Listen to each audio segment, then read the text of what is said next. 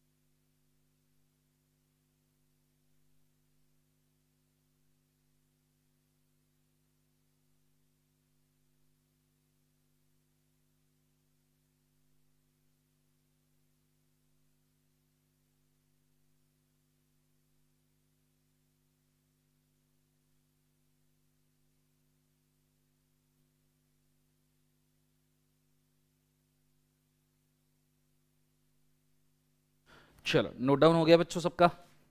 I hope so लिख लिया होगा सबने। ओके, किसी की क्वेरी है तो जस्ट 2 मिनट के लिए होल्ड करना, मैं जैसे ही आता हूँ स्क्रीन के ऊपर मैं सबके क्वेरीज आंसर करूंगा। किसी ने अभी क्वेरी पूछा है कि सर नवंबर 21 के लिए लेक्चर्स ले सकते हैं क्या? हाँ बेटा बिल्कुल ले सकते हो, पर जिस तरीके से मैंने अमेंडमेंट बोले वो कंप्लीट करना ना भूलिएगा।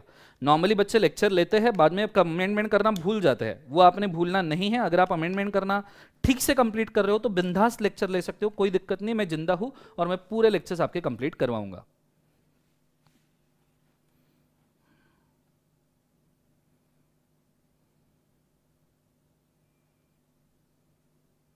नवंबर अटेम्प्ट के लिए मैंने टीटी इंडस्ट्रीज मेंशन करके रखा है, दैट इज अप टू 30 अप्रैल वाले अमेंडमेंट लेक्चर आपको अप्लीकेबल हो जाएंगे। ठीक है, अच्छा बहुत बढ़िया, ये लिख लिया सबने?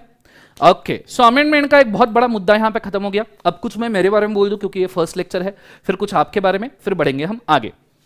मेरा नाम है दर्शन दीपक खरे, थैंक यू सो मच। ठीक है, मैंने सीए किया है जून 2009 में। सर जून 2009 में? जून में कौन सा अटेम्प्ट होता है? हमारे वक्त इलेक्शंस थे, इसलिए हमारा अटेम्प्ट भी 1 महीने से पोस्टपोन हुआ था।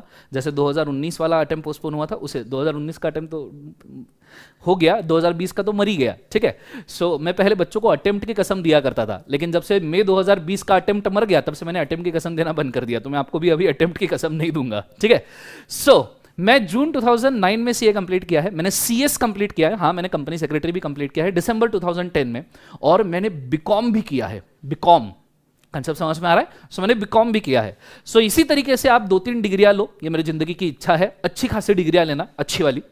इसके बाद में मैंने 1-1.5 साल तक आर्टिकलशिप के साथ साथ में, आर्टिकलशिप तो 3 साल का किया, पर उसके एडिशन में मैंने 1-1.5 साल तक ऑडिटिंग किया है बड़े बड़े कंपनीज का, जैसे फिनोलेक्स, स्पाइसर, थर्मैक्स वगैरह। और फिर उसके बाद में बाय पैशन मैंने टीचिंग शुरू किया। पिछले 9 साल से मैं सीए फाइनल पढ़ा रहा हूं, पिछले 5 साल से या 6 साल से मैं सीए इंटर पढ़ा रहा हूं, और पिछले 2 साल से मैं सीए फाउंडेशन पढ़ा रहा हूं। सो ये इंट्रोडक्शन हो गया मेरे बारे में। सो आपको पता होगा कि टीचर है, पढ़ा लेता है, तो आपने अच्छे से पढ़ना है। ठीक है, मैं अज्यूम कर रहा हूं मैक्सिमम बच्चों का अटेम्प्ट मई 21 है या नवंबर 21 है, इन दोनों को मद्देनजर रखते हुए ये सभी के सभी लेक्चर्स होंगे।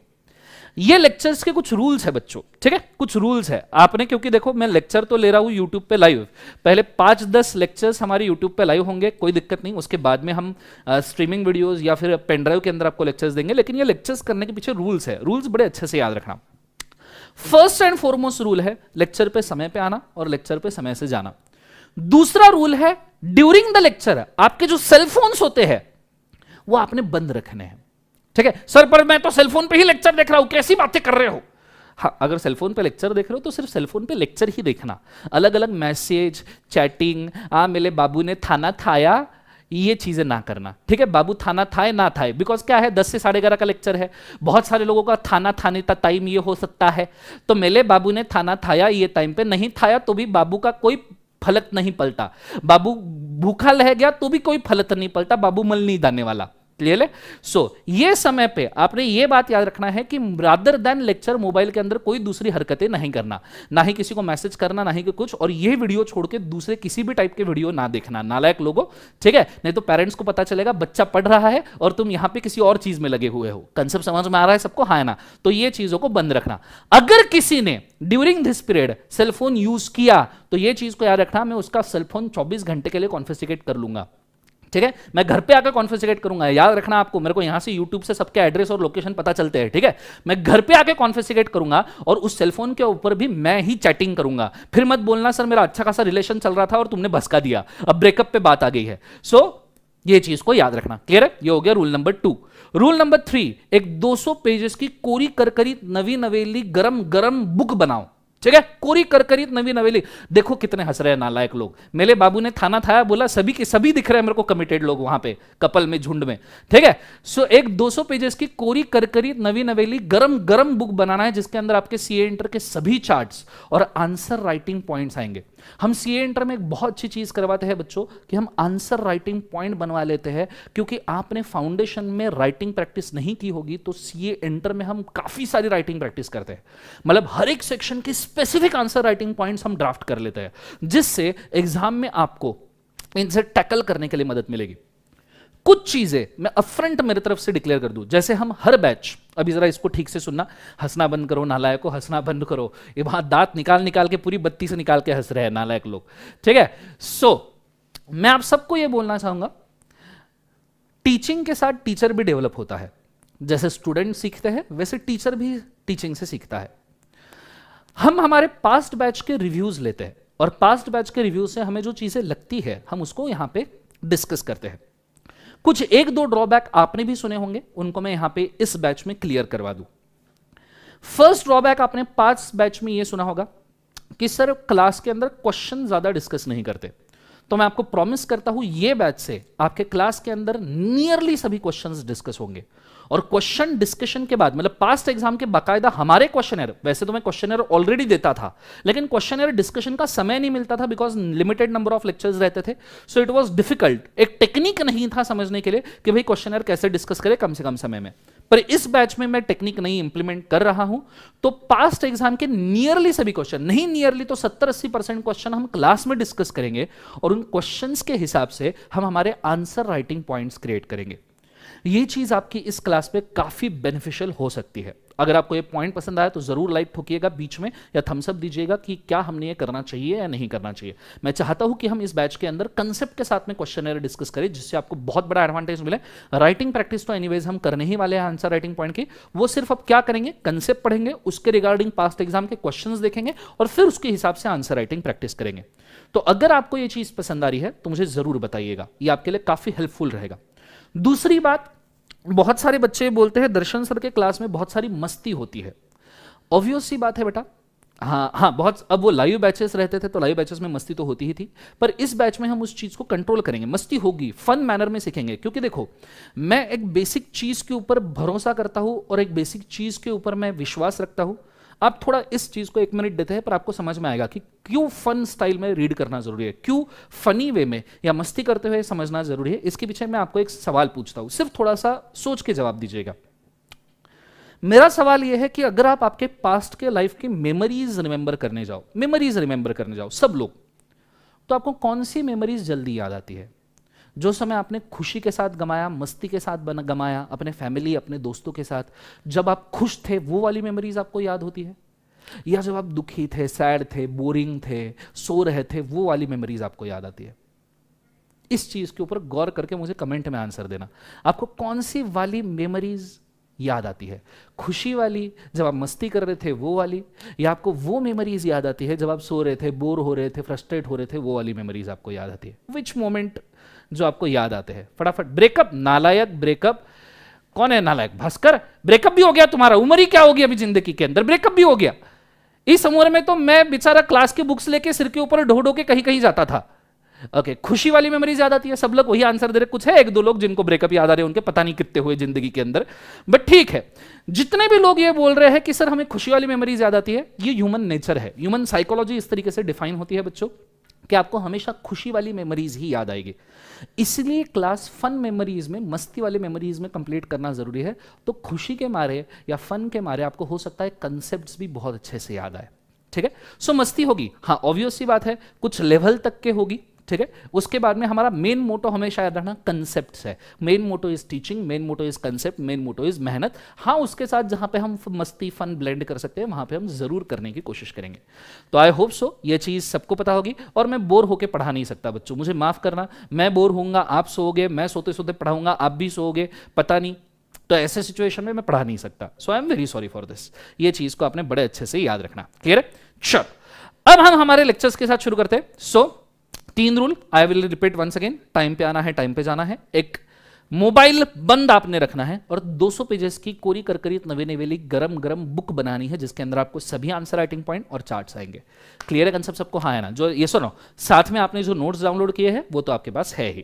क्लियर है सबको? चल, अब मैं चाहता हूं नेक्स्ट कंटेंट के ऊपर जो मुझे यहां पे कवर अप करना है। हमारा है सीए इंटर लॉ का न्यू सिलेबस। पहले तो समझते हैं सिलेबस में क्या क्या है। जंगल में जा रहे, पता तो चले कि कौन कौन से रास्ते हैं, कितने एरियाज है, शेर है, बाघ है, बकरी है, भेड़िया है, डायनासोर है, पता नहीं क्या क्या है वहां पे। सो न्यू सिलेबस में कौन कौन सी चीजें आती है वो मैं बता दूं। सीए इंटर हमारे सब्जेक्ट का नाम है। वैसे तो आपने सुना होगा सीए इंटर लॉ, लेकिन सब्जेक्ट का एक पूरा नाम भी होता है जो पढ़ के छोड़ देना होता है क्योंकि ये कहीं लिखना नहीं होता है। तो आप इसको भूल भी गए तो कोई दिक्कत नहीं है। पर सीए इंटर सब्जेक्ट का नाम है कॉर्पोरेट एंड अदर लॉज। अब मैं पहले तो इन वर्ड को डिफाइन करूं, थोड़ा शांति से कमेंट करना थोड़ा सा बंद कीजिएगा बच्चों, पूरा कंसेप्ट के ऊपर ध्यान देना। First priority concept, content, working, hard working, ठीक है, पूरा ध्यान बोर्ड पे, ठीक है, लेट्स गो। जब हम बोलते हैं कि सब्जेक्ट का नाम है CA inter corporate and other laws, तो आपको इन वर्ड्स को थोड़ा समझना पड़ेगा। जब आप फाउंडेशन में थे तो आपको नाम होगा बिजनेस लॉज।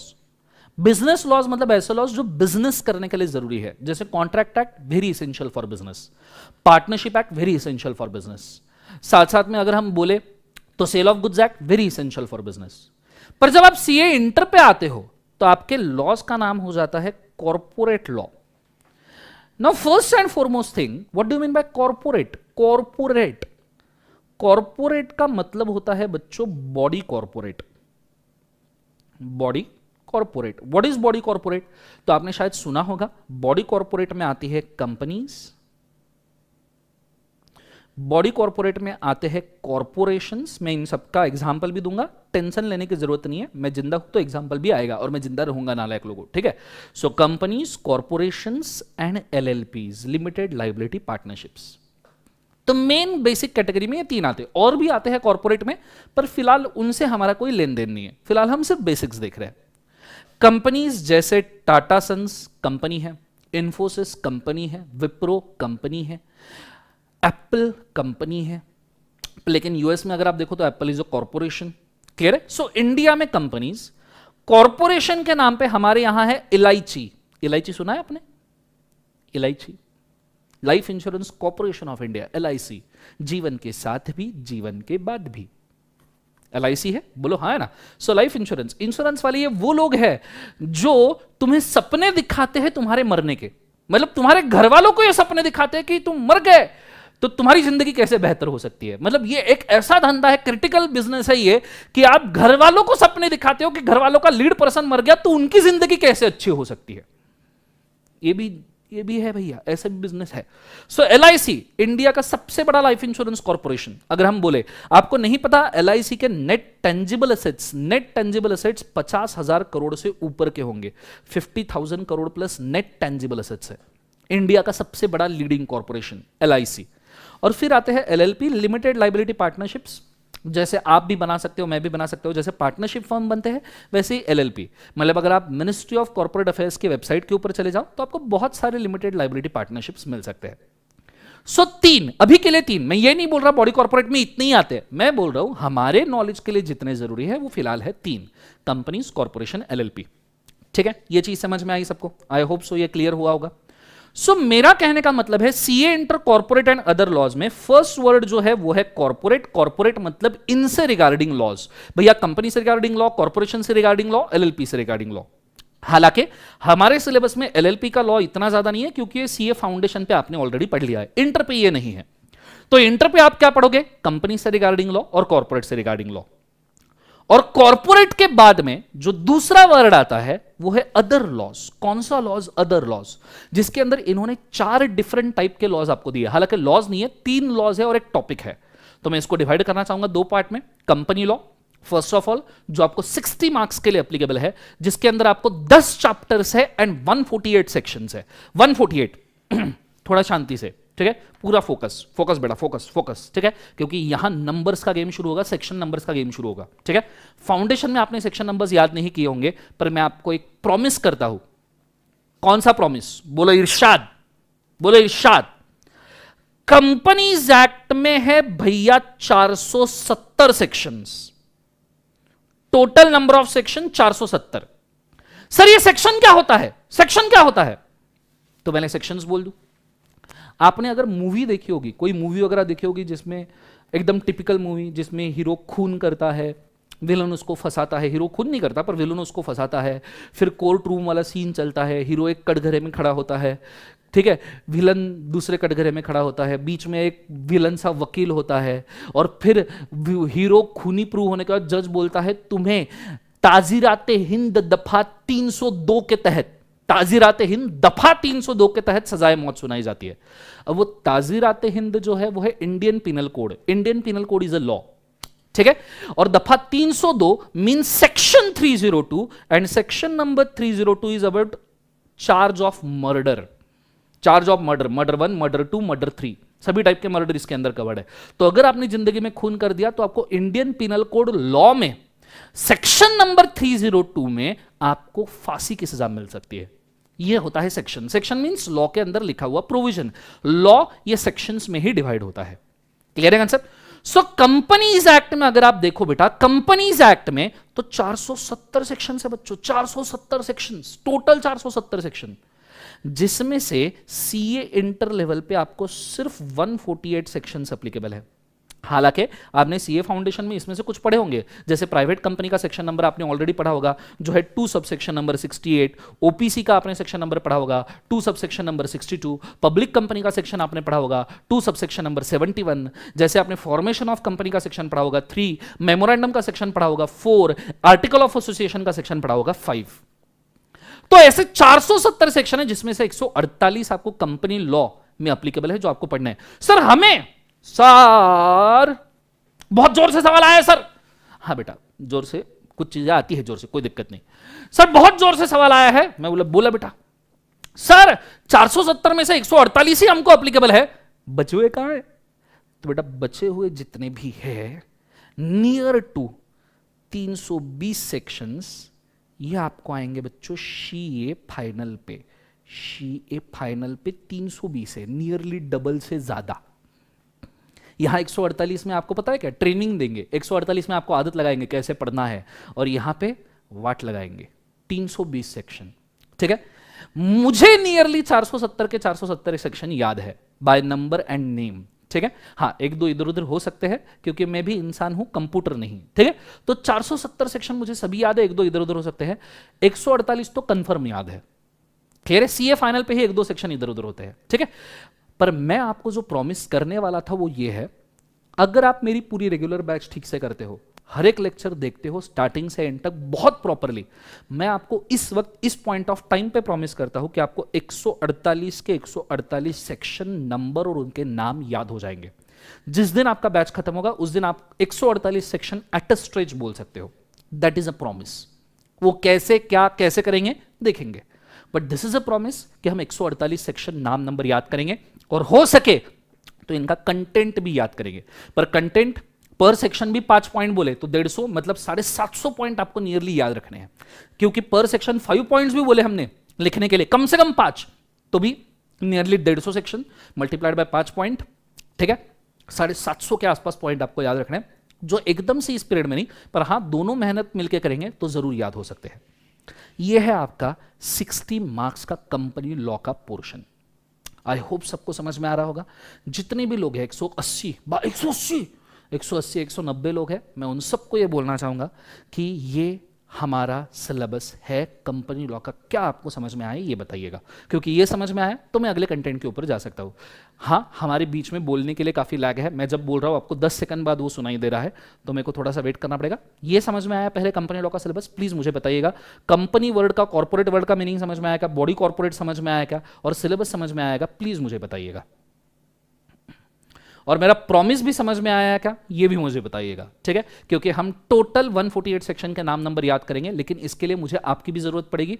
मैं मेरे तरफ से 100% मेहनत करूंगा, आप करने के लिए रेडी हो क्या ये मुझे चाहिए, ठीक है। चलो बहुत बढ़िया, शानदार, जबरदस्त, जिंदाबाद। लगता है ये भास्कर मुझसे ही पढ़ा हुआ है फाउंडेशन में, डॉक्ट्रिन ऑफ इंडोर मैनेजमेंट। चलो बहुत बढ़िया, चलो ये समझ में आया तो बहुत अच्छी बात। अब मैं जाता हूं दूसरे पार्ट के ऊपर, और सेकंड पार्ट जो है वो है अदर लॉज। और अदर लॉज में हमें 4 टॉपिक है। मैं 4 लॉज नहीं बोल सकता, 4 टॉपिक है, क्योंकि 3 लॉज है और 1 टॉपिक है। जैसे आपका पुराना साथी, आपका असली दोस्त जो आपके साथ पिछले 1 साल था, इंडियन कॉन्ट्रैक्ट एक्ट 1872। सर ये लॉ पूरा का पूरा रिपीट है? नहीं बेटा, ये पूरा का पूरा रिपीट नहीं है, टेंशन ना लो। इंडियन कॉन्ट्रैक्ट एक्ट 2 पार्ट में डिवाइड होता था, normal contracts and special contract. आपने सीए फाउंडेशन लेवल पे जो पढ़ा, सीए फाउंडेशन लेवल पे आपने जो पढ़ा वो था normal contract. Contingent quasi contract पे आपका चैप्टर एंड हो गया था, उसके बाद डिस्चार्ज ऑफ कॉन्ट्रैक्ट करके आपका चैप्टर आया था। वो है नॉर्मल, सीए फाउंडेशन के नॉर्मल कॉन्ट्रैक्ट। स्पेशल कॉन्ट्रैक्ट जो है वो आएंगे आपको सीए इंटर लेवल पे, सीए इंटरमीडिएट लेवल पे स्पेशल कॉन्ट्रैक्ट, जिसके अंदर 5 डिफरेंट कॉन्ट्रैक्ट है: agency, bailment, pledge, guarantee, indemnity. Concept समझ में आ रहा है सबको? हाँ ना?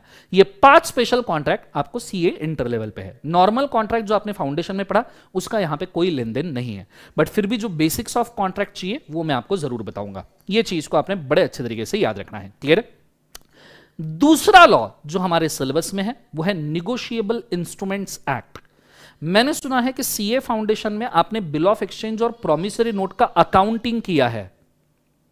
बिल ऑफ एक्सचेंज और प्रोमिसरी नोट का अकाउंटिंग आपने किया है, मैंने पढ़ा था ये, मैंने सुना है कि सीए फाउंडेशन में आपने इसका अकाउंटिंग किया अकाउंट्स सब्जेक्ट के अंदर, कि bill of exchange account, debit, तो पैसा, क्रेडिट, हुआ है नहीं हुआ है मेरे को तो याद भी नहीं आ रहा, कितने साल हो गए।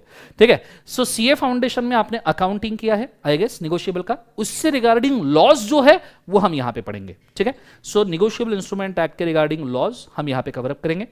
तीसरा है आपका जनरल क्लॉजेस एक्ट 1897 जो हम यहां पे कवर करेंगे काफी अच्छे से। It is regarding few definitions जो नॉर्मली यूज होती है, जैसे डे की डेफिनेशन क्या है, कैलेंडर ईयर की डेफिनेशन क्या है, मंथ की डेफिनेशन क्या है, किलोमीटर की डेफिनेशन क्या है, ठीक है, डिस्टेंस की डेफिनेशन क्या है, टाइम की डेफिनेशन क्या है, जो नॉर्मली लॉज में यूज होता है वो यहां पे। और सबसे आखिरी इंटरप्रिटेशन ऑफ स्टैट्यूट। ये जब मैं देखता हूं ना मेरा खून खौल जाता है, मेरा खून खौल जाए। ये जब मैं फोर्थ टॉपिक देखता हूं मेरा दिमाग खराब हो जाता है, ऐसे गुस्सा आने लगता है मेरे को, ऐसा पकड़ के धो दूं किसी को पकड़ के जिंदगी में। पूछो क्यों, पूछो क्यों, जोर से पूछो। नहीं आ लिखा तो चलेगा कमेंट में, पर जोर से पूछो क्यों, भले ही आप मोबाइल स्क्रीन के सामने, पर पूछो क्यों। हां समझ में आया? अब सुनना, इन्होंने तुमको फाउंडेशन में पढ़ाया कॉन्ट्रैक्ट एक्ट, एक पूरा लॉ पढ़ा दिया, फिर पढ़ाया सेल ऑफ गुड्स एक्ट, पूरा लॉ पढ़ा दिया, फिर पढ़ाया पार्टनरशिप एक्ट, पूरा लॉ पढ़ा दिया, फिर कंपनीज एक्ट के सेक्शंस पढ़ा दिए, फिर एलएलपी एक्ट पढ़ा दिया। ये 5 लॉ पढ़ने के बाद में सीए इंटर पे आके आपको क्या पढ़ाना चाहते हैं कि लॉ कैसे पढ़ते हैं, interpretation of statute, interpretation of statute, interpretation of law, कि भैया लॉ कैसे पढ़ते हैं। समझ में आ रहा है? देख रहे हो सिलेबस बनाने की इनकी हरकतें, देख रहे हो? समझ में आ रहा है आपको? इसको उठा के फाउंडेशन पर डालना चाहिए, वो कंपनीज एक्ट वहां से निकालो। वैसे भी कंपनीज एक्ट सीए इंटर पे रिपीट ही होने वाला है, जो आपने फाउंडेशन में डेफिनेशन पढ़े वो सीए इंटर पे ही आने वाले हैं, तो क्यों रिपीट कर रहे हो? इसको उठाओ फाउंडेशन में डालो, इंटरप्रिटेशन ऑफ, मतलब 5 लॉ पढ़ लिए, ऊपर से कंपनीज एक्ट पढ़ लिया, इंडियन, और इसको भी लास्ट टॉपिक रखा है, लास्ट टॉपिक पूरे सिलेबस का लास्ट टॉपिक। मतलब बोले आप कंपनी लॉ भी पढ़ लो, कॉन्ट्रैक्ट पढ़ लो, निगोशिएबल पढ़ लो, जनरल क्लॉज पढ़ लो, उसके बाद बोले पढ़ो लॉ कैसे पढ़ना है। मतलब करते क्या है जब सिलेबस लिखते हैं तो ये लोग क्या, मतलब एनीवेज ठीक है, अब क्या बोले जिंदगी के अंदर, ये कैसे सिलेबस ड्राफ्ट करते हैं यार। मेरे को दे दो, मैं अच्छा सिलेबस ड्राफ्ट कर दूंगा इनसे कभी भी, मैं क्या, तुम भी अच्छा सिलेबस ड्राफ्ट कर दो, किसको बिठा के रखा है यहाँ पे। एनीवेज, तो ये हमारा सिलेबस है, ये है हमको 40 मार्क के लिए। जब हम कहते हैं 4 टॉपिक 40 मार्क के लिए, मतलब ऑन एन एवरेज पर टॉपिक 10 मार्क। ठीक है, तो भैया इनको तो छोड़ना ही नहीं है, ये हमको याद रखना है। ये है आपके अदर लॉज जो है कंपनी से रिगार्डिंग, क्लियर है कंसेप्ट, या फिर कोई दूसरे laws. So corporate and other laws, ये हमारा सिलेबस है। जिसको चाहिए फटाफट फ्रंट पेज में नोटबुक पे लिख के रखो, गो फॉर इट फास्ट।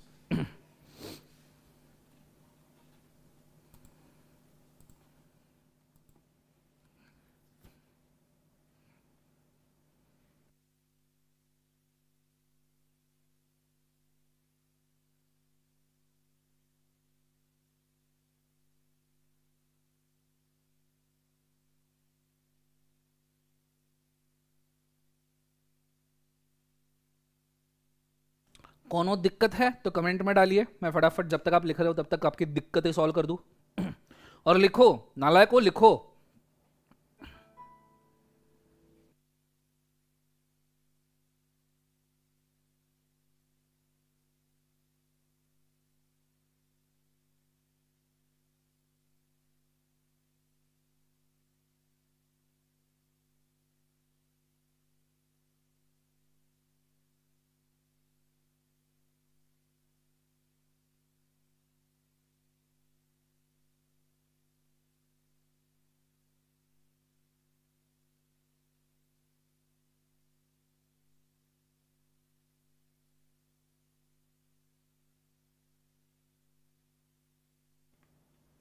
मेरा मैक्सिमम मटेरियल तनीश ये मॉड्यूल लैंग्वेज में रहेगा, but at the same time इसके अंदर मैंने खुद का भी कंटेंट दिया है for the purpose of understanding.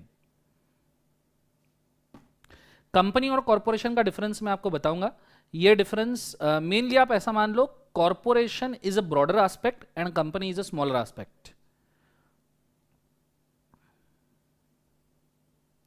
Foundation का अभी हम प्लान कर रहे हैं बेटा, आगे स्टार्ट होगा। ऑफ कोर्स बेटा लॉ में भी अमेंडमेंट आता है as it is a law, तो अमेंडमेंट्स आना तो बेटा बहुत नॉर्मल है।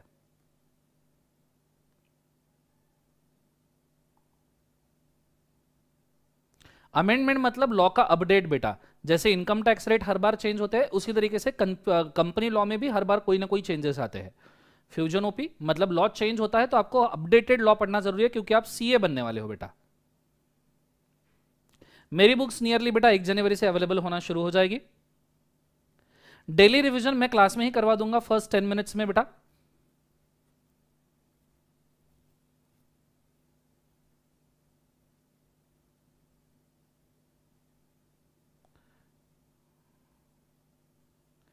तनिष मैंने ऑलरेडी आंसर कर दिया ये चीज को, थोड़ा रिवाइंड करके पढ़िए। फाउंडेशन पर अमेंडमेंट नहीं आते बेटा, फाउंडेशन का कोर्स चेंजेबल नहीं है। बिल्कुल लखन, पेन ड्राइव अवेलेबल है vsmartacademy.com के ऊपर, आप ले सकते हो। पुराने एक्ट्स हम 2020 में इसलिए पढ़ रहे हैं प्रिंस पिनाकल, क्योंकि यही पुराने एक्ट आज भी अप्लीकेबल है। ठीक है, भले ही कॉन्ट्रैक्ट को 150 साल हो गया है पर वो आज भी अप्लीकेबल है। अगले 10 लेक्चर्स लाइव है कम से कम दिव्या, उसके बाद के लेक्चर्स के लिए आपको एडमिशन लेना पड़ेगा। vsmartacademy.com के ऊपर आप चले जाओगे दीपेश, vsmartacademy.com, तो आपको ऑटोमेटिकली सभी लेक्चर्स मिल जाएंगे। पेन ड्राइव आपको होम डिलीवरी में प्रोवाइड हो जाएगा सबको, सो टेंशन लेने की जरूरत नहीं है। आप जैसे ही vsmart पे ऑर्डर कर दोगे पेन ड्राइव आपके घर पे आ जाएगा, या आप ऑनलाइन डाउनलोड भी ले सकते हो अगर आपका वाईफाई वगैरह अच्छा है तो। नवंबर 21 वाले अभी से लेक्चर्स ले सकते हैं, बिल्कुल कोई दिक्कत नहीं। हाँ, मॉड्यूल में सभी अब तक के अमेंडमेंट अपडेटेड है ओंकार, मैंने ऑलरेडी ये चीज के ऊपर स्टार्टिंग में क्लैरिफिकेशन दे दिया है। Thank you so much Akshay. क्योंकि बेटा सोसाइटी चेंज होती है, संस्कार, इस वजह से लॉज भी चेंज होते हैं, पब्लिक चेंज होती है, लॉ चेंज होती है, इसलिए अमेंडमेंट आते हैं बेटा। फेस टू फेस अभी तो अगस्त सितंबर तक कोई चांस नहीं है बेटा, बिकॉज जब तक वैक्सीन रिलीज नहीं होगा तो फेस टू फेस मुश्किल है। हर एक्ट में अमेंडमेंट आते हैं बोलना गलत होगा, कुछ एक्ट में आते हैं कुछ में नहीं आते हैं। May 22 वाले टीटी इंडस्ट्रीज थोड़ा सा वेट कर लीजिए, लेकिन अगर आप अमेंडमेंट सेपरेटली कर सकते हो तो हमें कोई दिक्कत नहीं है अगर आप करना चाहो तो। चलो आगे सबका लिखना हो गया होगा, आई शॉल मूव फॉरवर्ड। ठीक है, सबका लिखना हो गया है, नहीं हुआ तो प्लीज स्क्रीनशॉट खींच के रखिए, आप इसको आराम से भी लिख सकते हो अगर आपका नहीं हुआ है तो, और क्वेरी पूछने में अगर आपका समय गया है तो।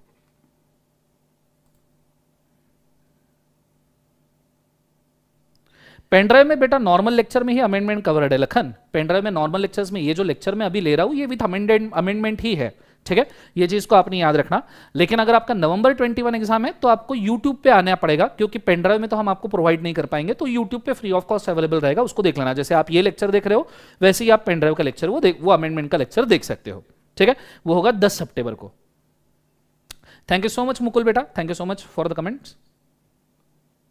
जरूर, मैं भी चाहता हूं मैं सबको फेस टू फेस पढ़ाऊं, क्योंकि स्टूडियो रिकॉर्डिंग मेरा भी बहुत अच्छा फेवरेट वाला चीज नहीं है, तो फेस टू फेस बट अभी हो नहीं सकता वैक्सीन के पहले, तो अगस्त सितंबर में होगा। ठीक है, चलो स्टार्ट करते हैं। कॉन्सेंट्रेट करना अच्छे तरीके से, ध्यान देना। आई गेस आपने पूरा सिलेबस लिख लिया होगा क्या है क्या नहीं, तो अब मैं शुरू करता हूं हमारे नेक्स्ट कंटेंट के साथ। आपका क्वेश्चन पेपर किस तरीके से आता है सीए इंटर लेवल का। अगर आप सीए इंटर लेवल का क्वेश्चन पेपर देखो तो एक कंपल्सरी क्वेश्चन होता है क्वेश्चन नंबर 1, और फिर ऑप्शनल क्वेश्चन होते हैं 4 क्वेश्चन आउट ऑफ 5, मतलब 5 क्वेश्चन दिए जाते हैं जिसमें से आपको 4 सॉल्व करने होते हैं। नियरली 30 मार्क्स का पेपर आपका एमसीक्यू सीरीज में आता है। ठीक है, क्वेश्चन पेपर भी मैं आपको ओपन करके दिखाऊंगा, बट अभी नहीं, अभी मैंने आपको सिर्फ क्वेश्चन पेपर का तरीका बोल दिया कि किस तरीके से दिखता है। नेक्स्ट चीज के ऊपर मैं जाना चाहूंगा, और यहां से अभी आज हम हमारा कंटेंट शुरू करेंगे। ठीक है, we are starting with the content. So मैं चाहूंगा कि अब सब लोग कमेंट करना बंद कर दीजिएगा और हमारे कंटेंट के साथ में हम आगे बढ़ेंगे। ठीक है, कमेंट को स्टॉप कर दीजिएगा, वापस जब क्वेरी पूछने का लिखने का समय रहेगा मैं आपको ऑप्शन दूंगा कमेंट करने के लिए, आप तब क्वेरी पूछ सकते हो। चलो शुरू करते हैं, अब यहां से कंटेंट बहुत इंपॉर्टेंट है। ठीक है, फर्स्ट एंड फॉरमोस्ट थिंग, हम पढ़ रहे हैं CA inter corporate and other laws. Subject का नाम काफी लंबा है, कॉर्पोरेट एंड अदर लॉज, बराबर है। पर मेरा एक बेसिक सवाल है, बहुत बेसिक सवाल है, लॉ क्यों, कहां से आया ये लॉ, क्यों पढ़ना पड़ रहा है हमको लॉ? हमने सीए इंटर में आके सर गलती कर दी, direct tax, indirect tax law, और नहीं कहीं बचा तो और लॉ घुसेड़ेंगे, ये कहीं कहीं से फाइनल पे आओ तो सर भैया जिंदगी जहन्नुम हो जाएंगे, इतने लॉज है। सर क्यों लॉ, किसने बनाया, कौन ऐसे लोग थे जिन्होंने पहले लॉ बनाया? साला सवाल है कि किसने लॉ बनाया भैया इस अर्थ के ऊपर, इस पृथ्वी के ऊपर किसने लॉ बनाया पहले? तो अगर हम थोड़ा सा हिस्ट्री में जाए तो इंडिया के सबसे पहले लॉज उन्होंने बनाए हैं जिन्होंने पिरामिड बनाए हैं, क्योंकि उनकी ही टेक्नोलॉजी सबसे डेवलप थी, वही लोगों की सोसाइटी सबसे डेवलप थी, वही जो लोग थे जो उस वक्त अर्थ में सबसे एडवांस थे, और जो सबसे एडवांस लोग हैं वही एक सिस्टम क्रिएट कर सकते हैं। आप देखना यूनाइटेड स्टेट्स अमेरिका ये हमसे ज्यादा डेवलप है तो उनके लॉज हमसे ज्यादा स्ट्रिंजेंट होंगे। हम डेवलपिंग कंट्री है तो हमारे लॉज कंपैरेटिवली कम स्ट्रिंजेंट होंगे। उस वक्त तो इजिप्शियन संस्कृति पिरामिड वाले, इन्होंने लॉ क्रिएट करना शुरू किया। इन्होंने 3000 बीसी में, 3000 बीसी, बीसी मतलब बिफोर क्राइस्ट, मेरी क्रिसमस, बीसी मतलब गाली नहीं है, नालायक लोगों गाली नहीं है, 3000 बिफोर क्राइस्ट, यीशु ख्रिस्त के जन्म के 3000 साल पहले इन्होंने लॉ बनाया। क्लियर है? हम अभी है 2020 AD, after death, Jesus Christ के आफ्टर डेथ हम 2020 में है, इसलिए तो ये 3000 बीसी मतलब जीसस क्राइस्ट का जो लाइफ स्पैन था, nearly if I am not wrong 24 और 25, जीसस क्राइस्ट का जो लाइफ स्पैन था 25 प्लस 2045 तक के अभी है, उसके 3000 साल पहले, मतलब यहां से नियरली 5000 साल पहले एंशिएंट इजिप्शियंस ने might be a law create किए होंगे। ठीक है? सोसाइटी क्यों क्रिएट किए law? It was based on the concept of tradition, rhetorical speech, social equality and impartiality. Normally कोई भी लॉ अगर बनता है तो भैया सबको इक्वल ट्रीट करने के लिए, सबको इम्पार्शियल ट्रीट करने के लिए बनता है। ऐसा नहीं किसी को फेवरिज्म देना चाहिए और किसी को कम आंकना चाहिए, इसके लिए नहीं। तो इजिप्शियन ने सबसे पहले लॉ इंट्रोड्यूस किए थे। और आपको शायद नहीं पता तो आज के डेट में दुनिया का सबसे बड़ा कोई कॉन्स्टिट्यूशन लिखा है तो वो है इंडिया का कॉन्स्टिट्यूशन, जो लिखा था डॉक्टर बाबा साहेब आंबेडकर जी ने। 444 क्लॉजेस है, 444 आर्टिकल्स, क्लॉजेस बोलो आर्टिकल्स बोलो, 444 आर्टिकल्स है हमारे कॉन्स्टिट्यूशन में और 12 शेड्यूल्स है। भारत का संविधान, जिस संविधान के हिसाब से आपको नागरिकत्व मिलता है इंडिया का, और आपको फ्रीडम ऑफ स्पीच मिलता है और सभी चीजें मिलती है। यही फ्रीडम ऑफ स्पीच के तहत लोग अजीब अजीब चीजें चिल्लाते हैं इंडिया में, भारत तेरे टुकड़े होंगे, और अलग अलग टेररिस्ट को प्रमोट करते हैं, यही वो फ्रीडम ऑफ स्पीच है। सो 444 आर्टिकल्स है, 12 शेड्यूल्स है और न्यूमरस नंबर ऑफ अमेंडमेंट्स आज तक आए हैं, और total number of words India के कॉन्स्टिट्यूशन में है 1,17,369 words, 1,17,369 words in India constitution, 444 articles. ये दुनिया का सबसे बड़ा कॉन्स्टिट्यूशन है, longest written constitution for any country. मैं लॉ नहीं कह रहा हूं, मैं कह रहा हूं लॉन्गेस्ट रिटन कॉन्स्टिट्यूशन। जैसे हर एक कंट्री का कॉन्स्टिट्यूशन होता है, ये दुनिया का सबसे बड़ा कॉन्स्टिट्यूशन है compare to 196 countries in the world. 196 legal countries, वैसे तो 205 है, कुछ कंट्रीज कोऑपरेशन में नहीं आती, जैसे सोमालिया, पेरू, नाइजीरिया वगैरह एक्सेट्रा, जहां पे अभी भी डिक्टेटरशिप या तो फिर आतंकवादियों का राज चल रहा है, जैसे कुछ south African countries like Congo. तो इंडिया का कॉन्स्टिट्यूशन ये सबसे बड़ा है। अब अगर हम बात करें, चलो इजिप्शियंस ने लॉ बना दिया, इंडिया वालों ने लंबा कॉन्स्टिट्यूशन डाल दिया, कोई दिक्कत नहीं, बन गया, कोई दिक्कत नहीं। पर सर ये लॉ मतलब क्या? What do you mean by law? What is law? Sir contract पढ़ लिया, किसी ने नहीं बताया लॉ क्या होता है। सर सेल ऑफ गुड्स पढ़ लिया, किसी ने नहीं बताया लॉ क्या होता है। सर पार्टनरशिप पढ़ लिया, किसी ने बताया लॉ नहीं होता है, क्या होता है। कंपनीज एक्ट पढ़ लिया, सर एलएलपी पढ़ लिया, पर किसी ने नहीं बताया लॉ क्या होता है। मैं आज आपसे सबसे बेसिक सवाल पूछ रहा हूं, पहला क्लास है सीए इंटर लॉ का, फर्स्ट क्लास है, what do you mean by law? कोई बोल सकता है मुझे? प्लीज कमेंट के अंदर बताइएगा, मैं 10 सेकंड वेट कर लूंगा, पर आप ही से आंसर आएगा कि लॉ का मतलब क्या होता है। प्लीज बताइएगा what is law? Anyone please mention in the comment. Law बनता ही है ब्रेक होने के लिए। नालायक सिद्धार्थ, पहले लॉ बनता कैसे वो तो सीख लो, ब्रेक होने पे जा रहे हो। मैंने कभी नहीं बनाया बेटा। हां, टीटी इंडस्ट्रीज बोल रहा है सर लॉ मतलब act and rules. Okay, rules and regulations, rules and regulations. Omkar और यश बोल रहे हैं, सभी लोग बोल रहे हैं rules and regulation, rule and regulation. Okay okay, wait wait wait wait wait wait wait wait, शायद मैंने मेरा सवाल रिफ्रेश करना चाहिए, ऐसा मुझे लगता है। जब मैं पूछता हूं what do you mean by law, तो I don't mean to ask you, गौर से सुनना, गौर से सुनना, कमेंट बंद करके गौर से सुनना, क्योंकि सभी लोग आंसर दे रहे rules and regulation, set of rules and regulations, इसलिए मैं मेरा सवाल रिफ्रेश कर रहा हूं। जब मैं आपको पूछता हूं what do you mean by law, I don't mean to ask you, I don't mean to ask you कि कॉन्सिक्वेंस क्या है या ट्रीटमेंट क्या है। गौर से सुनना मैं क्या कह रहा हूं, बड़ी काम की चीज बोल रहा हूं। When I say what do you mean by law, I don't mean to ask you the consequence or treatment. I mean to ask you what is a disease. Disease क्या है जिसके वजह से लॉ बनाया गया। जैसे कोरोना डिसीज है, इसके वजह से लॉ बना, संचारबंदी, आचार संहिता, कर्फ्यू, लॉकडाउन, ये लॉ कोरोना के वजह से बने। हम लॉकडाउन में अभी रह चुके नियरली 7-8 महीने हो गए, जिंदगी घर के अंदर जारी है, इतना घर के अंदर तो कभी नहीं रहे। सो मैं पूछ रहा हूं डिसीज क्या है, मैं आपको सिम्टम नहीं पूछ रहा, मैं आपको ट्रीटमेंट नहीं पूछ रहा, मैं पूछ रहा हूं डिसीज क्या है। अब जितने भी लोग मुझे ये बोल रहे हैं कि law means rules and regulations, मैं उन सबको पूछना चाहूंगा, set of rules and regulation, law means rules and regulation, मैं आपसे पूछना चाहूंगा कि रूल्स एंड रेगुलेशन बनाना ये डिसीज है या ये ट्रीटमेंट है। रूल्स एंड रेगुलेशन से जो बनाए हैं, लॉकडाउन करना है, ये डिसीज है या ट्रीटमेंट है। मुझे प्लीज बताइएगा कमेंट्स के अंदर कि ये डिसीज है या ट्रीटमेंट है। Rules and regulation, whether it is a disease और whether it is a treatment. Anyone? Spam ना कीजिए बच्चों मैसेजेस में, एक ही बार आंसर दीजिएगा, सबके आंसर सुनने हैं। ओंकार स्पैम ना कीजिए। ओके, सो सब जैसे बोल रहे हैं कि इट इज ए ट्रीटमेंट, बात एकदम सही है। Rules and regulation is a treatment बच्चों, rules and regulation is a treatment. तो डिसीज क्या है, ऐसी कौन सी चीज है जिसके वजह से लॉ बनाना पड़ा, यह सवाल है। तो सवाल उठता है हमने लॉ बनाया क्यों। मैं ये नहीं पूछ रहा लॉ क्या है, मैं ये नहीं पूछ रहा, मेरे को भी मालूम है कि भैया रूल्स रेगुलेशन लॉ है, रूल्स के साथ में नोटिफिकेशन लॉ है, सर्कुलर्स लॉ है, अमेंडमेंट्स लॉ है, मेरे को मालूम है ये लॉ है। मैं पूछ रहा हूं लॉ क्यों, दैट इज अ क्वेश्चन। तो थोड़ा सा जाते हैं हिस्ट्री में, हिस्ट्री में जाएंगे, अच्छे से समझ में आएगा, अच्छे से आएगा। सो सवाल है what is law and why law is required. Law क्या है और लॉ की जरूरत क्यों है। जैसे सब जन बोल रहे हैं कि भैया सिचुएशन, हाँ कुछ लोगों ने मेरे फाउंडेशन के लेक्चर पढ़े, जैसे दिव्या, ओंकार, इन्होंने शायद पढ़ा है कि सिचुएशन बेसिस पे लॉ आता है। शानदार, जिन्होंने फाउंडेशन में पढ़ा है बहुत बढ़िया, अगर आपको याद है तो। जिन्होंने नहीं पढ़ा उनके लिए मैं बोल दूं, खास करके अच्छे से ध्यान देना। देखो बच्चों, हम स्टोन एज में भी रहते थे, हम मतलब हम नहीं, हमारी ह्यूमन रेस जो है, हमारे पुश्तैली लोग, वो स्टोन एज में रहते थे। स्टोन एज मतलब पत्थरों वाला जमाना, जब पत्थर छोड़ के और कोई दूसरा संसाधन नहीं था। उस वक्त हम मार काट भी स्टोन से करते थे, पत्थरों से।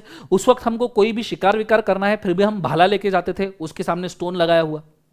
तो हम स्टोन एज में जब रहते थे तो हमारे पास व्हीकल वगैरह कुछ नहीं थे, गाड़ी नहीं था, एक तो हम चलते थे, नहीं तो भागते थे, दो ही चीजें होती थी। फिर स्टोन एज से हम डेवलप हुए, चक्कों का इजाद हुआ, चक्के, व्हील्स का इजाद हुआ, और हमने हमारी गाड़ियां बनाना शुरू कर दी। थोड़ा मॉडर्न वर्ल्ड में हमने हमारी गाड़ियां बनाना शुरू कर दी। स्टोन एज से थोड़ा मॉडर्न हुए तो गाड़ियां बनाना शुरू कर दी, क्योंकि चक्कों का इजाद हुआ, पता चला चक्के ऐसे भी यूज किए जा सकते हैं। सो हमने हमारी गाड़ियां बनाई। स्टोन एज में तो पैदल चलते थे, इसलिए एक्सीडेंट होते नहीं थे। ऐसे कभी नहीं होता कि एक आदमी भागते भागते आया, दूसरा आदमी भागते भागते आया, दोनों भिड़ गए क्योंकि पता ही नहीं था, और दोनों आईसीयू में एडमिट हो गए। चलो भिड़ गए तो ठीक है, पर आईसीयू में एडमिट नहीं होते, थोड़ा लगता था, खरोच वरोच आती थी, मलम पट्टी कर लेते, निकल जाते थे, या झगड़े करके मारपीट करके निकल जाते थे, चलो कोई दिक्कत नहीं। पर जब हम गाड़ियां चलाना शुरू किए तो गाड़ियों में भी पहले आई बैलगाड़ी, घोड़ा गाड़ी। अब जब आप बैलगाड़ी चलाते हो तो बैल खुद का दिमाग यूज करता है, घोड़ा गाड़ी चलाते हो घोड़ा खुद का दिमाग यूज करता है। आप घोड़े को खाई की तरफ लेके जाओ, वो सिर्फ मूवी में होता है, सिर्फ पिक्चरों में होता है कि घोड़ा ये किनारे से वो किनारे पे कूद गया। हाँ, या तो फिर महाराजाओं के जमाने में होता था, तो उस वक्त के घोड़े भी काफी स्ट्रांग थे जिंदगी में, ठीक है। हमारे यहाँ के आजकल के घोड़े इतने स्ट्रांग नहीं होते, हमारी जिंदगी के सिर्फ घोड़े लगते हैं, लेकिन घोड़े स्ट्रांग नहीं होते। कंसेप्ट समझ में आ रहा लगता है सबको, हाँ ना, ये चीज को आपने अच्छे तरीके से याद रखना। सो बेसिकली अगर मैं बोलूं तो घोड़ा गाड़ी चला रहे हो, घोड़ा खुद का दिमाग यूज कर लेगा। आज के डेट में आप खाई के पास घोड़े को लेकर जाओ, घोड़ा रुक जाएगा, घोड़ा बोलेगा तू होगा पागल, मैं नहीं है, मेरे को नहीं कूदना। कंसेप्ट समझ में आ रहा है सबको, हाँ ना। तो घोड़ा और बैल या ऊंट या जितने भी हम ये एनिमल वाले कार्ड्स बनाते थे, इन सबको खुद का दिमाग था, तो ये कभी भिड़ते नहीं थे। आपने हार्डली देखा होगा कोई घोड़ा गाड़ी आई, दूसरे घोड़ा गाड़ी को भिड़ गई और दोनों घोड़े आईसीयू में एडमिट हो गए, या आपने हार्डली देखा होगा। फिर उसके बाद में हमने बनाई मोटर व्हीकल्स, हमने बनाई मोटर व्हीकल। पर मोटर व्हीकल को तो दिमाग नहीं होता, मोटर व्हीकल दिमाग यूज करती है चलाने वाले का, ठीक है। कैसे के कैसे लोग गाड़ी चलाते हैं। आप अगर कभी गाड़ी लेके मतलब कैसे कैसे चलाते हैं, मैं देखता हूं हमेशा, अभी आप यंग लोग हो, यंग क्राउड होता है, हमारे पूना में एक रोड बहुत फेमस है, FC road, Fergusson college road करके एक बहुत शानदार रोड है, जो लोग पुणे आए होंगे पता होगा, वो हरियाली वाला रोड है। हर सिटी में एक हरियाली वाला रोड होता है, जहां हरियाली बहुत होती है, जहां शाम को लोग हरियाली ढूंढने के लिए निकलते हैं, विटामिन ए लेने के लिए निकलते हैं कि आंखें अच्छी होगी। नालायक लोगों, मालूम है मेरे को तुम कहां घूमते हो, ठीक है। सो तुम्हारे सिटी का समझो वो हरियाली वाला रोड है, और तुम गाड़ी लेके निकल लिए उस रोड के ऊपर, मस्त बाइक, उसमें भी वो केटीएम वाली बाइक, केटीएम वाली बाइक तो मतलब ठीक है। सो बेसिकली देखा तो तुम हरियाली वाले रोड के ऊपर निकले, जैसे ही तुम रोड पे गाड़ी चलाना शुरू करते हो और जैसे ही तुमको हरियाली दिखना शुरू हो जाती है, तुम गाड़ी चला रहे हो, हरियाली दिख गई, डिस्ट्रैक्शन हो गया लाइफ में, और हरियाली दिखी, अरे बाप रे वाह वाह वाह, और हरियाली दिखी, ओ माय गॉड इतनी हरियाली, आदमी का ध्यान कैसे रहेगा, आदमी का ध्यान भटक जाएगा जिंदगी में। तो आपने गाड़ी ठोक दी, ध्यान कहीं और था, तो गाड़ी तो ठुकनी थी, तो आपने गाड़ी ठोक दी। या फिर आप हरियाली देखते देखते रास्ते में ही बीच में खड़े हो गए, रास्ते के बीच में आपने आपकी गाड़ी लगा दी और साइड से सब गाड़ियां जा रही, तो ट्रैफिक जाम होगा। तुम्हारे हरियाली के चक्कर में, अब देखो जरा हरियाली कितनी अच्छी दिख रही है ना, हाँ मजा, अब देखो ना, इतने गौर गौर से दिख रहे थे नालायक लोगों, अब देखो इसलिए तुम्हारे लिए फोटो लगाया, ऐसी हरकतें करके ना देखना हरियाली, गाड़ी अच्छे से चलाना। सो अगर तुम हरियाली देखते देखते गाड़ी चला रहे हो, तो एक तो तुम गाड़ी ठोक दोगे या ट्रैफिक जाम होगा। अगर तुम गाड़ी ठोक दोगे तो भैया तुम आईसीयू में जाओगे, हो जाओगे एडमिट, और अगर ट्रैफिक जाम होगा तो समय होगा वेस्ट।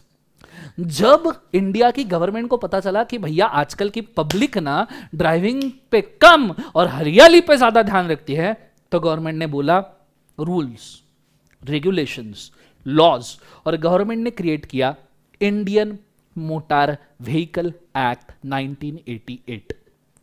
ये इंडिया इकलौता लॉ है, इकलौता लॉ है इंडिया का जो ट्रैफिक के बारे में बात करता है। आपने जितने ट्रैफिक साइंस सुने होंगे वो इसी के अंदर आते हैं।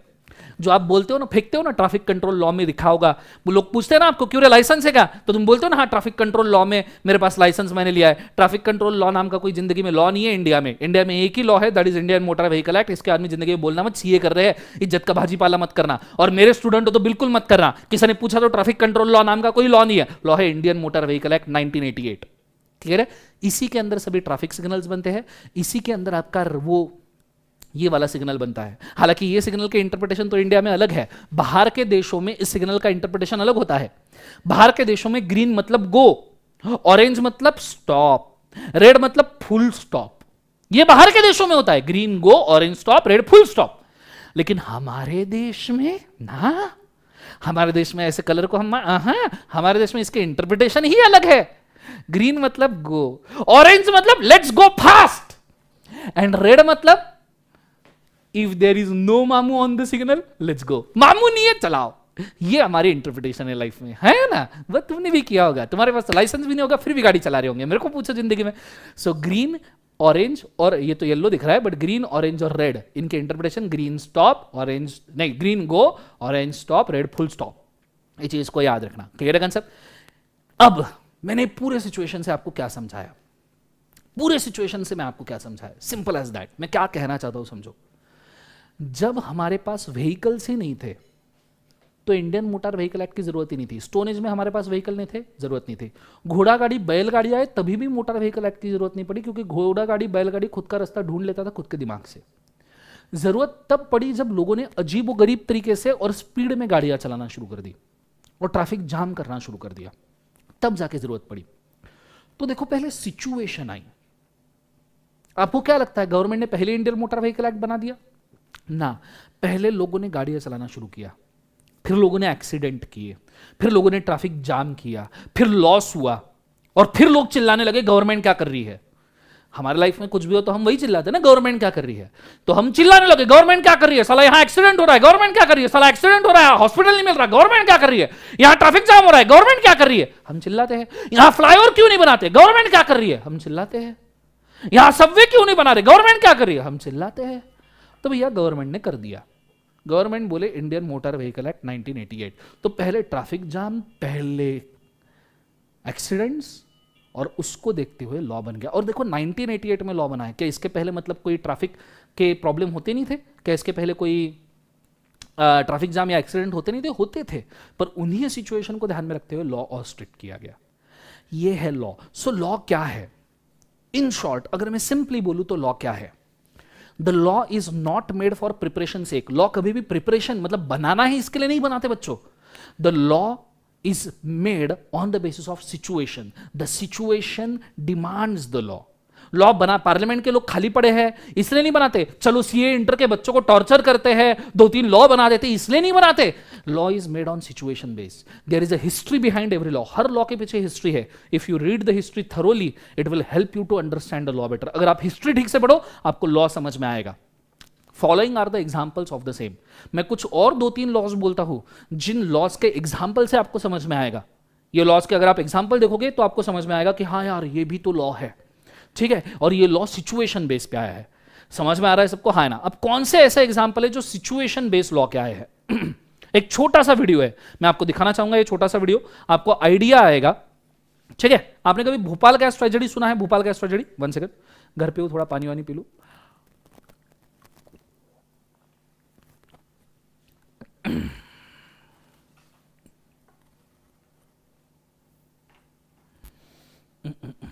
मैं एक बार सेटअप करता हूं, आपको वीडियो दिखाना है इसलिए जस्ट वेट।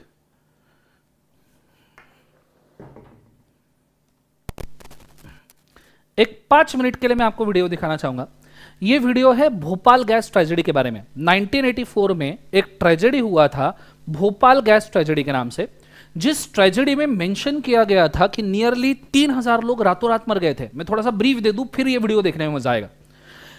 ऐसा मेंशन था रातों रात 3000 लोग मर गए, 3 से 4000 लोग मर गए। वहां से लेके अभी तक नियरली 30-40 हजार लोग मर गए होंगे और इस ट्रेजेडी के चपेट में 5 लाख लोग आए। 5 लाख। रात भोपाल में एक कंपनी थी यूनियन कार्बाइड नाम की कंपनी, भोपाल सिटी में।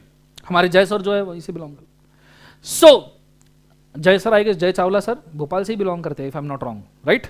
सो भोपाल में ऐसा हुआ कि यूनियन कार्बाइड कंपनी से रात को गैस लीक हुआ। गैस का नाम था मिथिल आइसोसाइनाइड। और ये जो मिथिल आइसोसाइनाइड गैस है, cyanide is a substance. Cyanide ये इतना पॉइजनस है कि आप साइनाइड के अंदर एक निडल डालो, निडल मतलब सुई अगर डालो, डिप करो और आप खुद को चुभा लो तो अगले 2 मिनट में आपकी मौत हो जाएगी।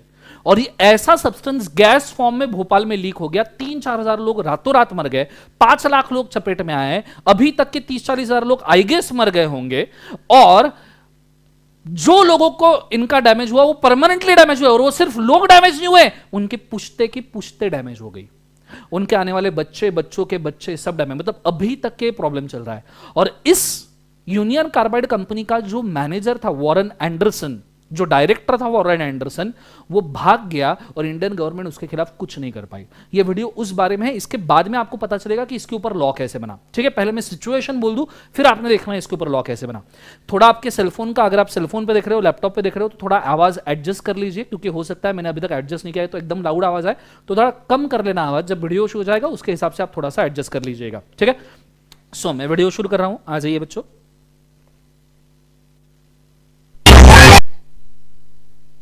आज से ठीक 32 साल पहले मध्य प्रदेश की राजधानी भोपाल में औद्योगिक आतंकवाद की सबसे बड़ी घटना हुई थी। इस औद्योगिक आतंकवाद में न तो हथियार चले थे और न ही किसी का खून बहा था, लेकिन फिर भी भोपाल की सड़कों पर लाशों के ढेर बिछ गए थे।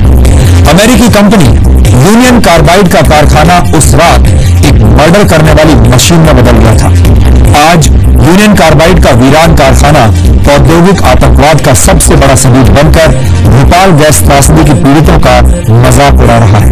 हजारों लोगों का कातिल यूनियन कार्बाइड का चेयरमैन वॉरेन एंडरसन भ्रष्ट राजनेताओं और अफसरों की मदद से लचर कानून व्यवस्था का फायदा उठाकर पहले भोपाल से भागा, भोपाल से गया, फिर भारत से और आखिर में वो दुनिया से भी चला गया।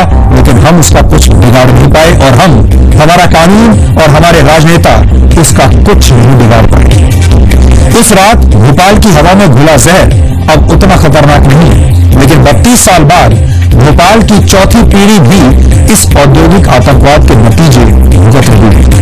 भोपाल गैस त्रासदी को औद्योगिक जगत का हिरोशिमा नागासाकी परमाणु बम कांड भी कहा जाता है, लेकिन हम जोर देकर ये कहना चाहते हैं कि ये घटना त्रासदी, हादसा या फिर लापरवाही नहीं थी, बल्कि ये सीधे सीधे औद्योगिक आतंकवाद था।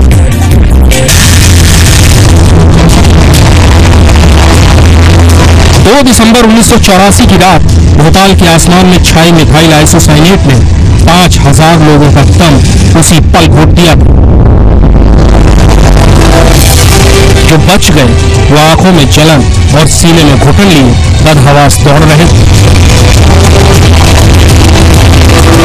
भोपाल के लोग जान बचाने के लिए भाग रहे थे तो सरकारी मशीनरी, कई राजनेता और अफसर इस औद्योगिक आतंकवाद के गुनहगार यूनियन कार्बाइड के चेयरमैन वॉरेन एंडरसन को कानूनी चंगुल से बचाने के लिए दौड़ भाग कर रहे थे।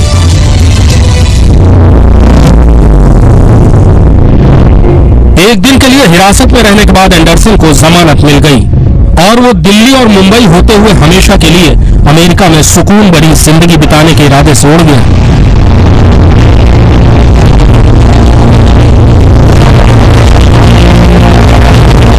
पीछे छूट गया तो लोकतंत्र का वो चेहरा जिस पर भ्रष्टाचार की मिट्टी पड़ी थी। 25,000 लोगों को मौत के मुंह में पहुंचाने वाले वॉरेन एंडरसन का इतनी आसानी से देश से निकल जाना हमारे देश के सिस्टम के मुंह पर जोरदार तमाचा था और औद्योगिक आतंकवाद के सामने हमारी सबसे बड़ी हार। भोपाल उस रात के बाद हमेशा के लिए बदल गया। 68 एकड़ में फैला यूनियन कार्बाइड का वो कारखाना आज भी 20 मीट्रिक टन जहरीला रसायन समेटे। ये केमिकल जमीन के रास्ते लोगों के पीने के पानी तक पहुंच रहा है और भोपाल के लोगों को जहर की ढीली खुराक दे रहा है।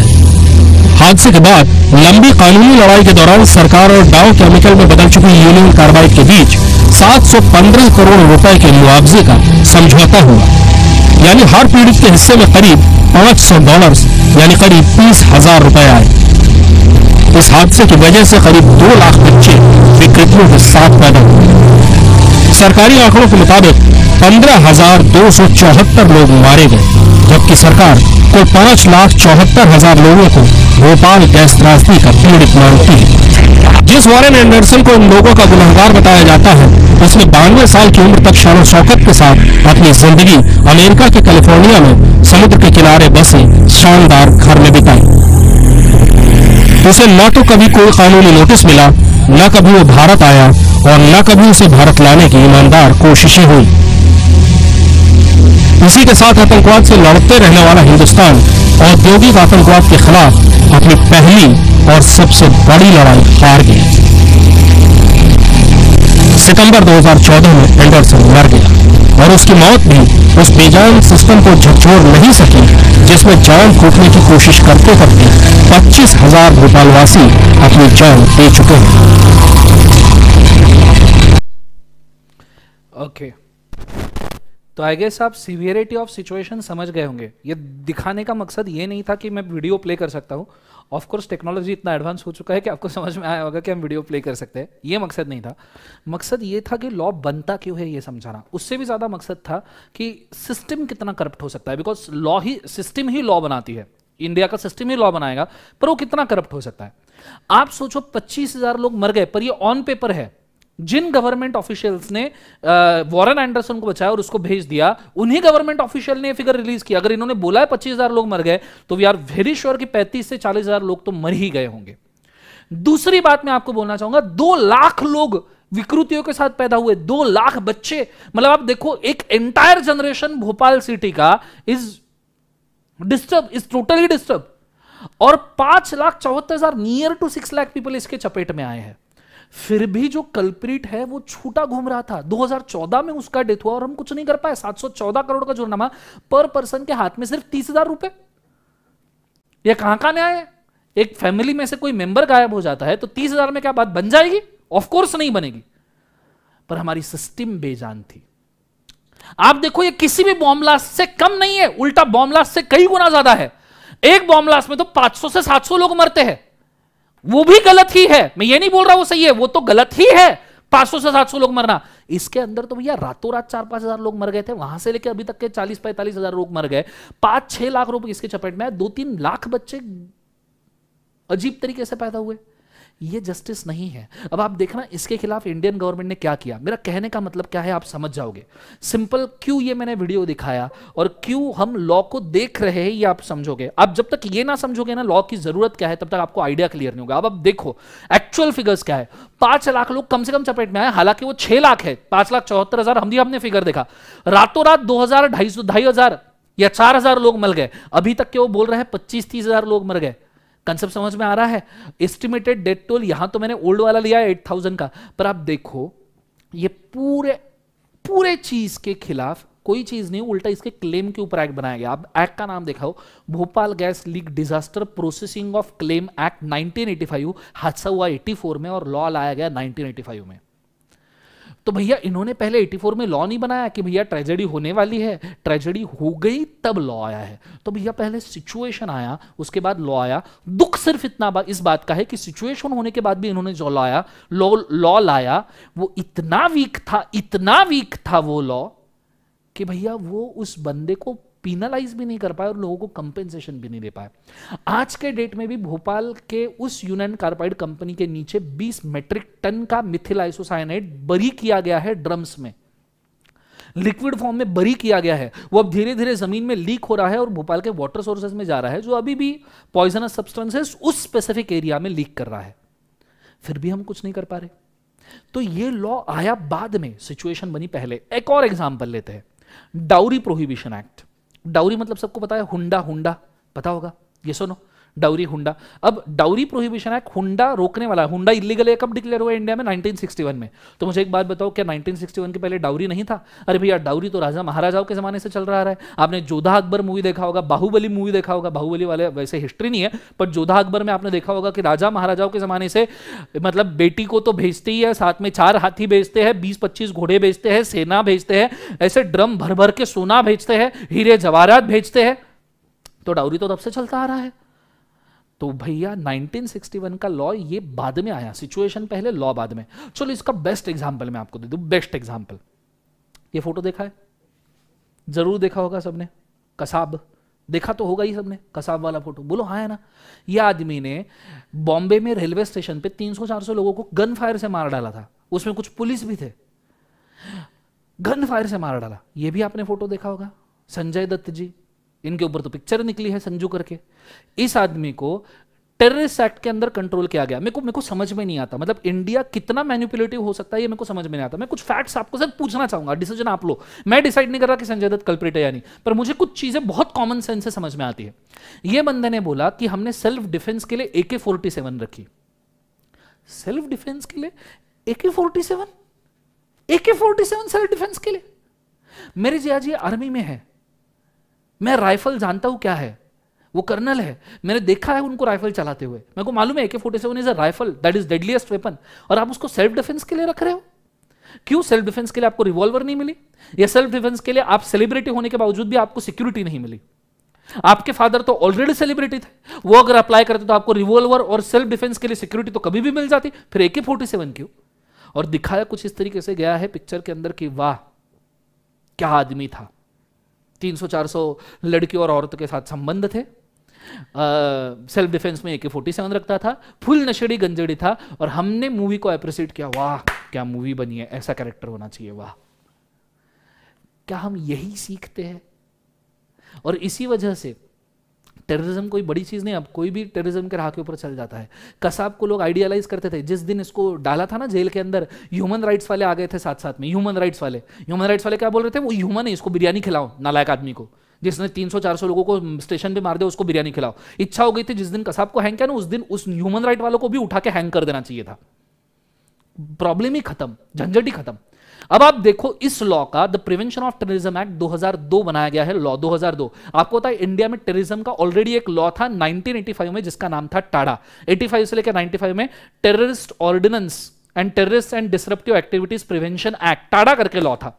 यह लॉ इतना वीक था, इसी लॉ के अंदर 1993 का बॉम्ब ब्लास्ट हुआ था स्टॉक मार्केट के सामने। इसी लॉ में और 2-3 बॉम्ब ब्लास्ट हुए। गवर्नमेंट के पास पब्लिक चिल्लाती रही, अरे बॉम्ब ब्लास्ट आ रहे, टेररिज्म के लॉ चेंज करो, बॉम्ब ब्लास्ट हो रहे, टेररिज्म के लॉ चेंज करो। गवर्नमेंट पॉलिटिशियन हिले नहीं। 2001 में जब पार्लियामेंट के साइड में बम फटा, तब इनकी फटके हाथ में आई। ठीक है, तब इनको लगा अभी ये तो पार्लियामेंट तक के बम फोड़ने के लिए आ गए। फिर उन्होंने 2002 में लॉ बनाया। आप देखो ना, 2001 में बम फटा, कैसे का 2000 लॉ में चुपचाप लॉ आ गया?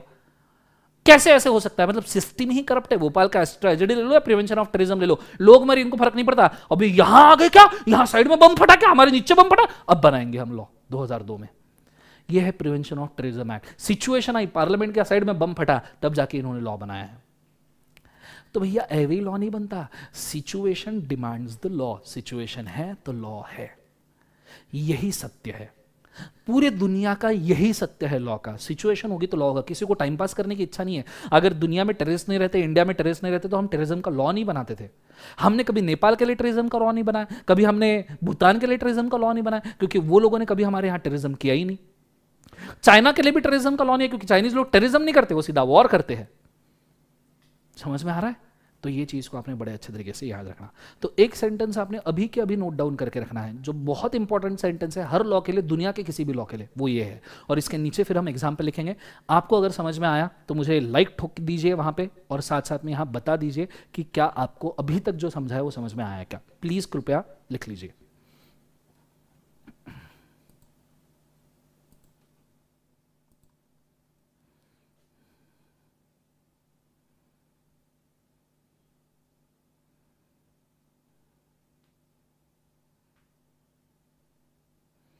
शाबाश। कोविड-19 एक्ट 2020 जानदार। Thank you so much guys, thank you so much जितने लोग अप्रिशिएट कर रहे हैं।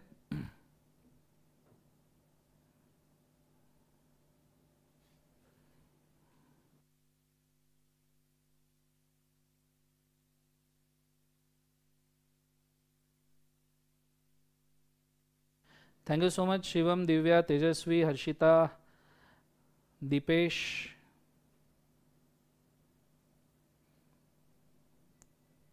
Being chartered, Durga, Krishna Kumar, Vansh, Aviral, Umang, Prachi. Thank you so much guys.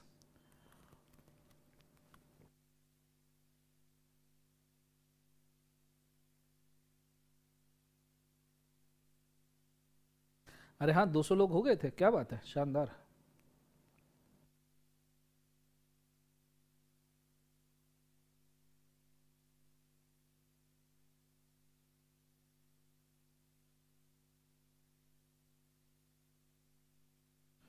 Karan, Priyanshu, Yash, thank you so much. Anuj, Bhavesh, Darshana,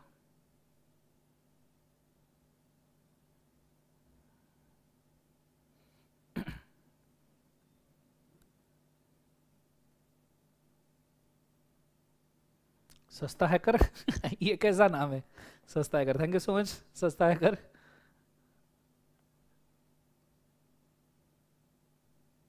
BCom कैसे करे? बीकॉम करने का सबसे सिंपल टिप है बेटा, बिना कॉलेज जाए एग्जाम दे दो, बात खत्म हमने भी वैसे ही किया था। Sakshi, thank you so much. Yes, thank you so much. चलो लिख लिया सबने सेंटेंस? ये सेंटेंस अगर आपका सबका लिखना हो चुका हो बच्चों, तो इसके नीचे सिर्फ वो लॉज के नाम लिख लो। जैसे ये लॉ मैंने आपको बोर्ड के ऊपर दिया है, इसका आपको सिर्फ नाम लिखना है, इसका सिर्फ नाम लिखना है। Bhopal gas leak disaster processing of claim act, ये सब नाम लिखना है आपने, पूरा थ्योरी नहीं लिखना है, सिर्फ नाम, 3 नाम लिख के रखो, आइडिया आ जाएगा।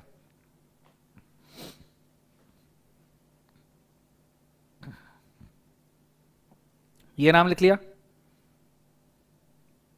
दूसरा, प्रोहिबिशन, डाउरी प्रोहिबिशन एक्ट 1961, ये भी नाम लिख लो।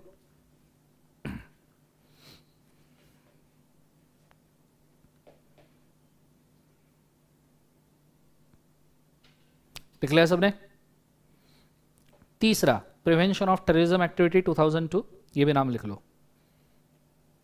प्रिवेंशन ऑफ टेररिज्म एक्टिविटी 2002, ये भी नाम लिख लो।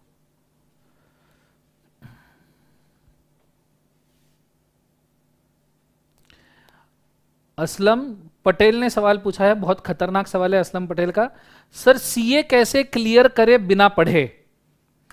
भैया सवाल आया है कमेंट में, मैं बोलना चाहूंगा, एक बड़ा इतना अच्छा सवाल मैंने मेरे लाइफ में ना देखा। सर सीए कैसे क्लियर करे बिना पढ़े? मैं चाहूंगा कमेंट में ही इसके आंसर दे दीजिए असलम भाई जी को। असलम भाई जी, आपका सवाल हमारी सराखों के ऊपर, पर हमें भी आज तक ऐसा कोई तरीका नहीं पता, गूगल को भी नहीं पता कि बिना पढ़े कि सीए कैसे कंप्लीट करे।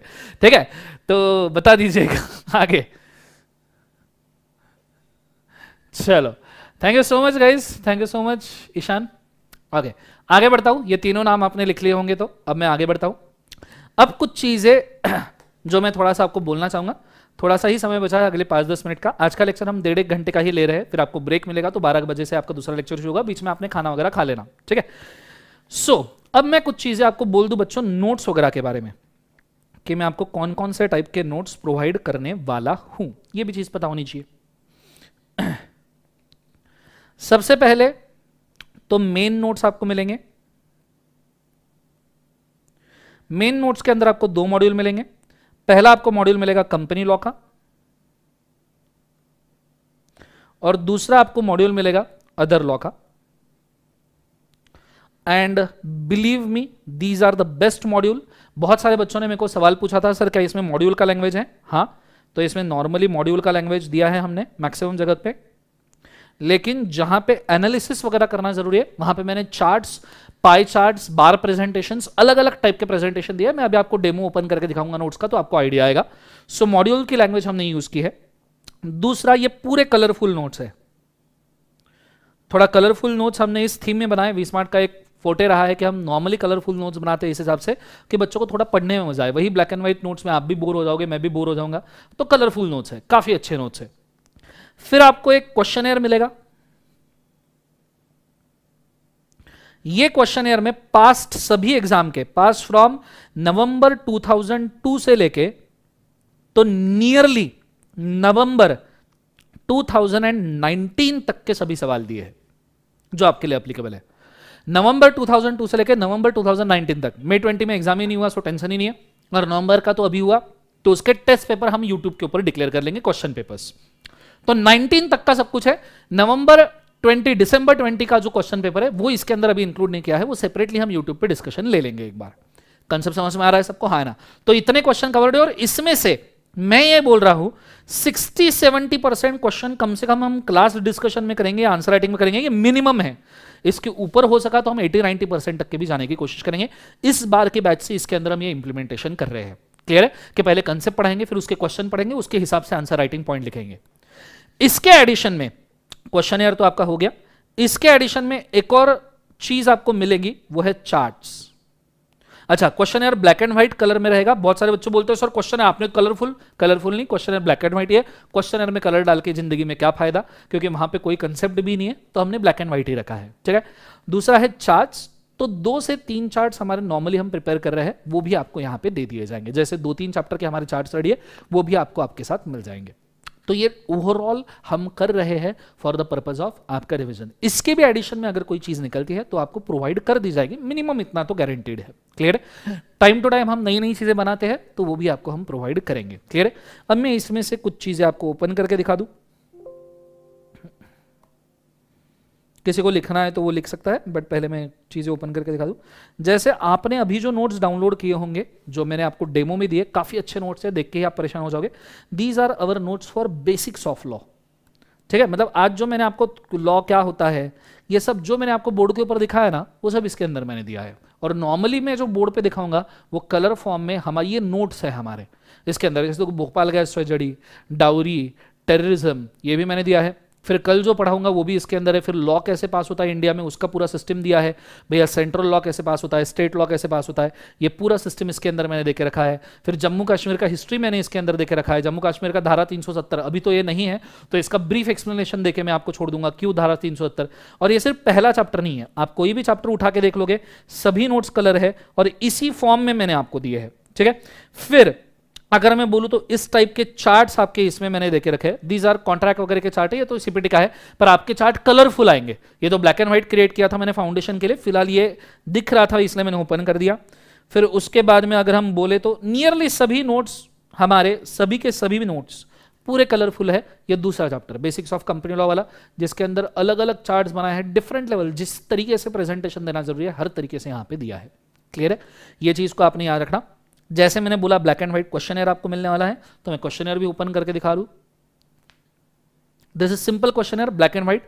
ब्लैक में आपके बोल्ड में क्वेश्चंस रहेंगे, उसके नीचे उसके मॉडल आंसर्स दिए हैं, और ये नियरली 250-300 पेजेस का है, क्योंकि बहुत सारे क्वेश्चन इसके अंदर कवर्ड है, आरटीपी एमटीपी सब मिला के। क्लियर है? तो ये आपको काफी बेनिफिशियल होगा। ऐसा है कि ये क्वेश्चन अगर आप पढ़ लो तो आपका 50 से 60 मार्क का पेपर तो देखा हुआ आएगा। Clear, that is for sure. ये चीज को आपने बड़े अच्छे तरीके से याद रखना है। ठीक है, तो इतनी चीजें हम हमारी तरफ से दे रहे हैं। आई गेस नया कंसेप्ट आज शुरू कर नहीं पाएंगे, क्योंकि एक बार शुरू किया तो उसके डिस्कशन में ही आधा ही पौन घंटा निकल जाएगा, बिकॉज नया कंसेप्ट है factors on which law is based. So आज मैं 1.5 घंटे की टेंटेटिवली आपकी क्लास ले रहा हूं। ठीक है, सो आज के लिए हम इतना काफी करते हैं। आपको लेक्चर कैसा लगा वो जरूर मुझे बताइएगा और लाइक ठोकिएगा। आपके फ्रेंड्स को बताइएगा अगले 10 लेक्चर, क्योंकि हम लाइव लेने वाले हैं, आपके फ्रेंड्स को बताइएगा, उनको बताइएगा कि किस तरीके से हमारे बुक्स 1 जनवरी से अवेलेबल होना शुरू हो जाएंगे। तो आपको डिलीवरी भी मिलना शुरू हो जाएगी फ्रॉम द 1 जनवरी। ये चीज़ को आपने याद रखना है। आज आप मेरे लेक्चर के अंदर आए, इसलिए thank you so much. I hope speed ठीक थी। अगर आपको स्पीड के बारे में भी कोई कंसर्न है तो आप मुझे कमेंट में बता सकते हैं। लेक्चर के बारे में कोई कंसर्न या क्वेरी है तो लेक्चर रेंडर होने के बाद आप कमेंट में मुझे उसको बता सकते हैं। Thank you so much. मुझे भी पढ़ाने में मजा आया। अगर आपको पढ़ने में मजा आया तो मुझे भी पढ़ाने में मजा आया है। Thank you so much for watching this lecture. This Darshan Khare signing out. Good day, God bless you, take care.